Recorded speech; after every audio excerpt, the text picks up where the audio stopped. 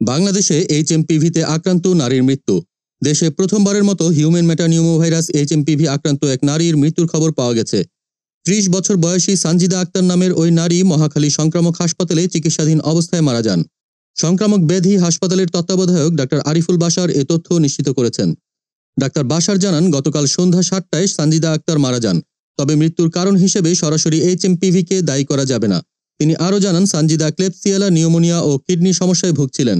এছাড়া তার অতিরিক্ত ওজনের কারণে ভেন্টিলেটর ব্যবহার করাও সম্ভব হয়নি। যদিও তিনি অনেকটা সুস্থ হয়ে উঠছিলেন, কিন্তু হঠাৎ জটিলতার কারণে পরিস্থিতি খারাপ হয়। এইচএমপিভি আক্রান্ত হওয়ার খবর জানার পর সানজিদা আক্তারের গ্রামের বাড়ি কিশোরগঞ্জের ভৈরব থেকে তাকে ঢাকায় আনা হয়। তবে তার বিদেশ ভ্রমণের কোনো ইতিহাস ছিল না। ১২ জানুয়ারি রোগতত্ত্ব, রোগ নিয়ন্ত্রণ ও গবেষণা ইনস্টিটিউট আইইডিসিআর জানিয়েছিল, সানজিদা একই সঙ্গে ক্লেবসিয়ালা নিউমোনিয়ায়ও আক্রান্ত ছিলেন। আইইডিসিআর এর পরিচালক অধ্যাপক তাহমিনা শিরিন বলেছেন, এইচএমপিভি নতুন কোনো ভাইরাস নয়। প্রতি বছরই দেশে ২-৪ জন এই ভাইরাসে আক্রান্ত হন। এটি পৃথিবীর বিভিন্ন দেশে পাওয়া যায় এবং বাংলাদেশেও এর উপস্থিতি বহু আগে থেকেই শনাক্ত হয়েছে। তবে এইচএমপিভি সংক্রমণ নিয়ে বিশেষজ্ঞরা সতর্ক করছেন, কারণ এই ভাইরাসের কোনো নির্দিষ্ট অ্যান্টিভাইরাল চিকিৎসা বা ভ্যাকসিন নেই। সংক্রমিত রোগীদের উপসর্গভিত্তিক চিকিৎসাই একমাত্র পন্থা।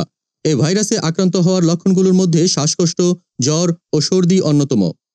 স্বাস্থ্য অধিদপ্তর জানিয়েছে, পার্শ্ববর্তী দেশগুলোতে এই ভাইরাসের সংক্রমণ বৃদ্ধি পাওয়ায় বাংলাদেশেও সতর্কতা জারি করা হয়েছে।